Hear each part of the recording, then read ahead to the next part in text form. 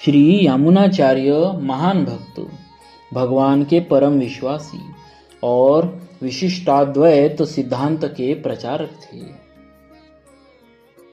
आपका जन्म संवत 1010 विक्रमी में मदुरा में हुआ था। श्री वैष्णव संप्रदाय के आचार्य नाथ मुनि के पुत्र ईश्वर मुनि आपके पिता थे। पिता की मृत्यु के समय आपकी अवस्था मात्र 10 साल की थी।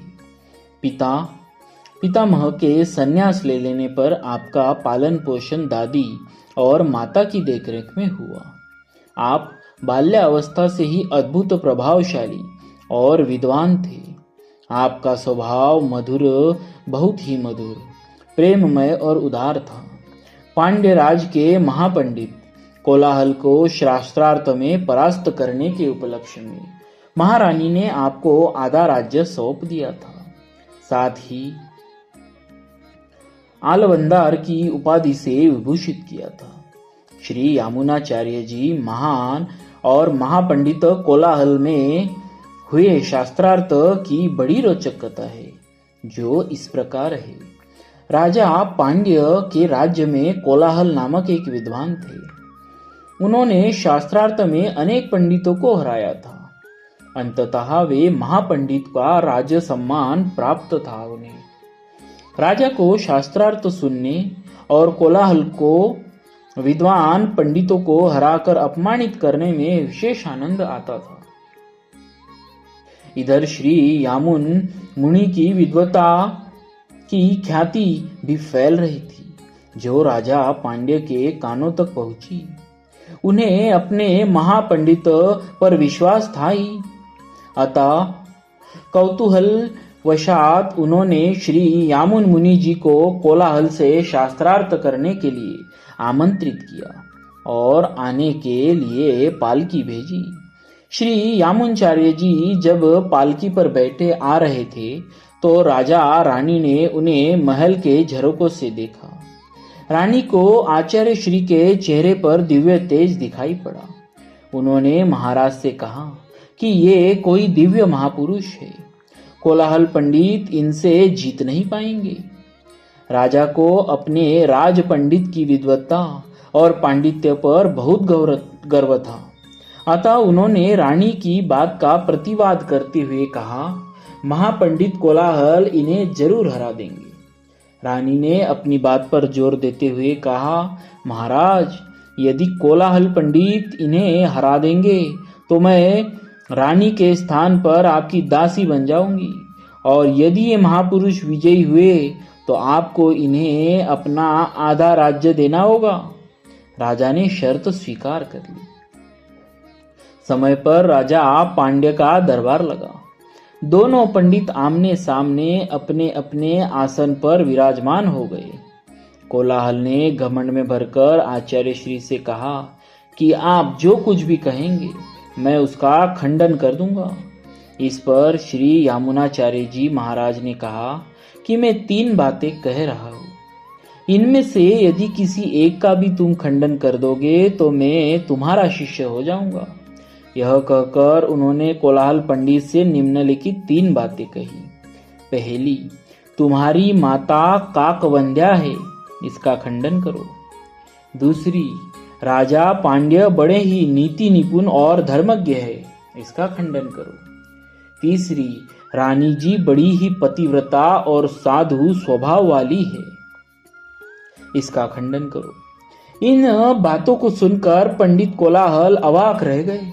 उनकी समझ में न आया कि इन बातों का खंडन कैसे करे, क्योंकि वे अपनी माता के एकमात्र पुत्र है। अतः माता के काकवंध्या होने की बात सत्य ही नहीं हो सकती। अतः माता के काकवंध्या होने की बात सत्य ही थी। शेष 2 बातों के खंडन करने का अर्थ था राजा रानी पर दोष लगाना। यह भी उनके लिए संभव नहीं था। अतः उन्होंने मौन रहकर हार स्वीकार कर ली। यामुनाचार्य जब 35 साल के हुए तो अपने देहावसान काल में नाथ मुनि ने अपने शिष्य प्रवर राजमिश्र से कहा, ऐसा न हो कि यामुन राज कार्य में ही अपना अमूल्य समय बिता दे, विषय भोगों में ही उनकी आयु बीत जाए।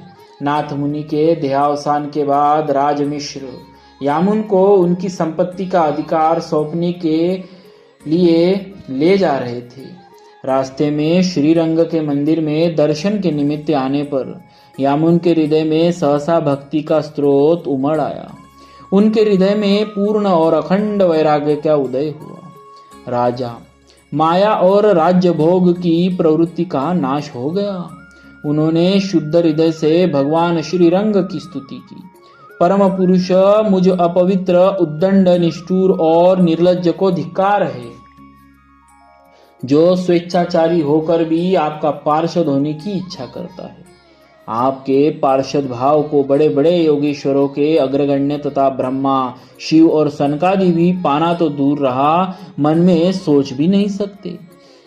उन्होंने अत्यंत सादगी और विनम्रता से कहा कि आपके दास्य भाव में ही सुख का अनुभव करने वाले सज्जनों के घर में मुझे कीड़े की भी योनि मिले, पर दूसरों के घर में मुझे ब्रह्मा जी की भी योनि न मिले। वे भगवान श्रीरंग के पूर्ण भक्त हो गए। उनके अधरों पर भक्ति की रसमयी वाणी विहार करने लगी। श्री यमुनाचार्य ने भगवान को पूर्ण पुरुषोत्तम माना, जीव को अंश और ईश्वर को अंशी के रूप में निरूपित किया। जीव और ईश्वर नित्य पृथक है।